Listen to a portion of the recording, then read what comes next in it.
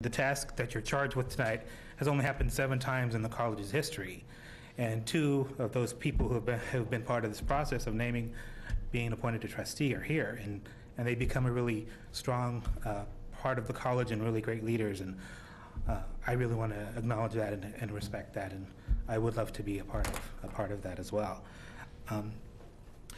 So I'm the best candidate for this position, and I'm going to tell you why.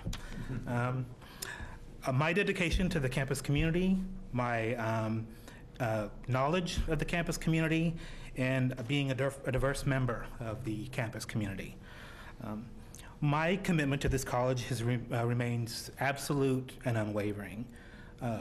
You on this board and people in this room have seen my dedication. It's tangible. You can see my fingerprints all over this college, and that will not stop, no matter what the outcome of this session is.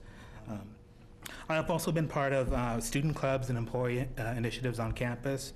I worked with Dr. Calloway on the fall in-service meeting that we had, and so contrary to public belief, I actually can work with the college president. And actually, before I turned in my application, I contacted Dr. Larry Tyree, and I said, "This is what I want to do. Do you think I'm crazy? Will I hurt the college? Well, I really need you to give it to me straight. What is your advice?" And he said, "I support you, and not only will I support you, I will be on. I will stand as a reference for you," which really touched me, and I'm really proud to have him serve with me that way.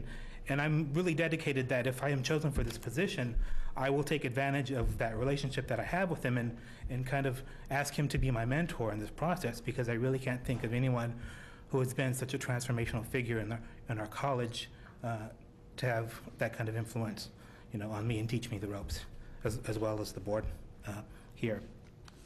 And I also want to say that I know college policy. I mean, I know it probably better than any student. I know it probably better than almost any employee here.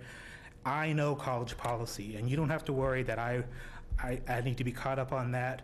I am a by the rules guy, and so you don't have to worry about me bending the rules. I probably will be the guy who says, according to college policy, we need to do this, because I am when the rules are laid out, then those are the rules, if that makes sense to you.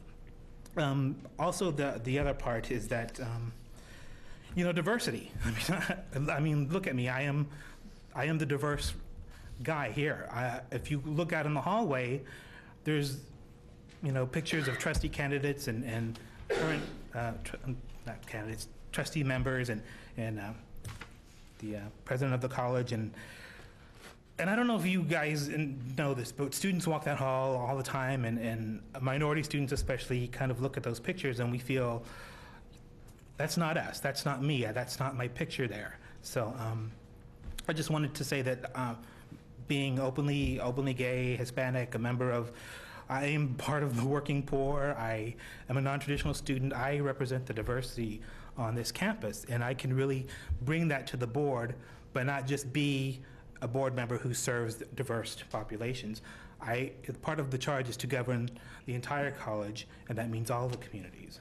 So I wanted to address that as well. Would you talk to us and tell us a little bit about your educational background and your connection with higher education? Well, my educational background, I've been a student at the college forever, and you guys know that. I'm also attending online classes through Emporia State University. My connection to the college has been constant since the day I stepped foot on this campus, I believe back in 2001. I'm a student employee of the college as well, so I know this college from a student's perspective, from an employee's perspective, and also having worked on the student newspaper, I've interacted with administrators and instructors and faculty. I know this college, and I know the players, and I know the people involved. I know them well. That's why I would be a good fit. Miguel, I Yes. have to admit it's a wonderful opportunity to be asking you questions. Having the situation turned around. No. So fasten your seatbelt. Okay.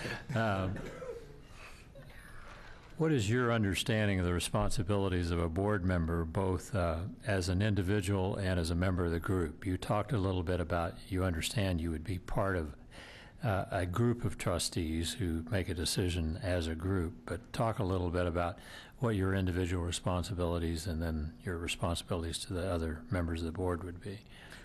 Well, but the responsibilities to the board would be to, communicate with them about issues that the college is facing, things that we as a board need to address, things that have been brought to us by Dr. Calloway, and have gone through the process, and kind of not only advocate for students, staff, and faculty in the campus community, but kind of take a step back and see what the broader picture is for the residents of Johnson County, who are potential students, staff, and faculty of the college.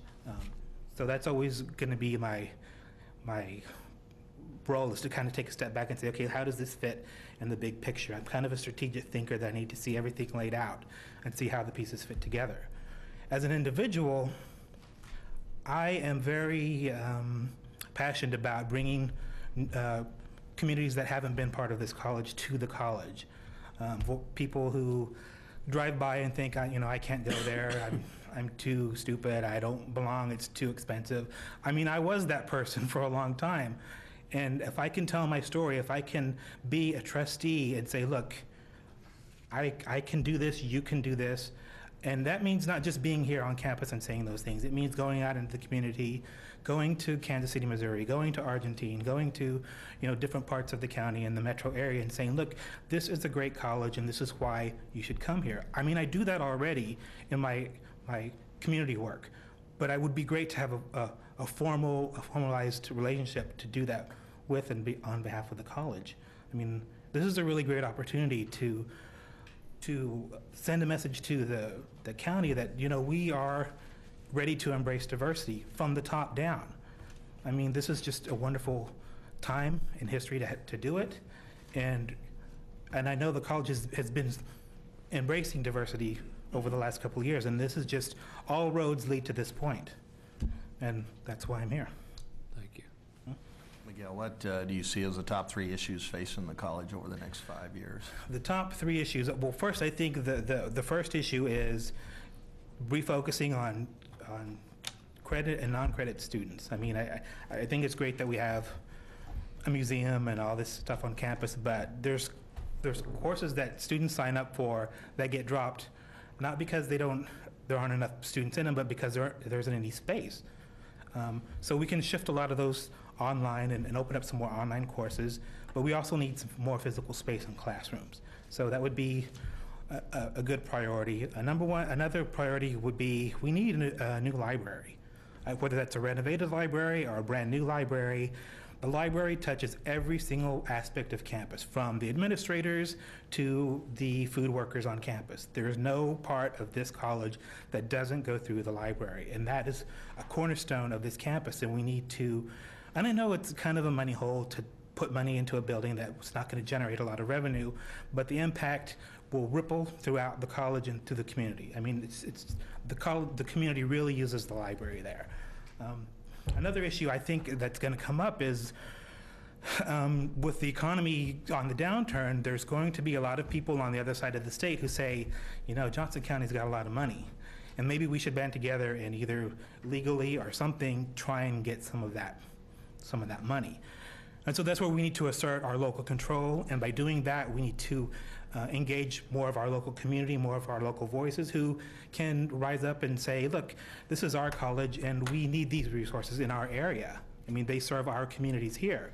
If it's just the board saying no, it's like fending off people who want to, deprive us of some resources, that's one thing. But when it comes from the community, when it comes from the students, when it comes the faculty and the residents who lend their support, that's where we will always maintain local control. And I think those are that's really a big issue You there. mentioned that you are a student and an employee. Do you see any inherent conflict between being on the Board of Trustees and being an employee of the college? Oh, well, yeah, I would have to leave my position in the library, which is very unsettling to me because I love that job, and it's like one of the hearts of the campus, one of the most diverse places that we have. And And leaving that position, I would, be giving up the job that pays my rent and puts gas on my car. But I would be willing to do that to serve this college, because this college has given me so much. I don't mind working at fast food or a bookstore, because the goal would be to serve the college. And I don't know, being a trustee would be the primary focus. Finding a job would fit and mold around that. And I don't know if any other candidate would be able to say that. Thank you. I appreciate it. Thank you.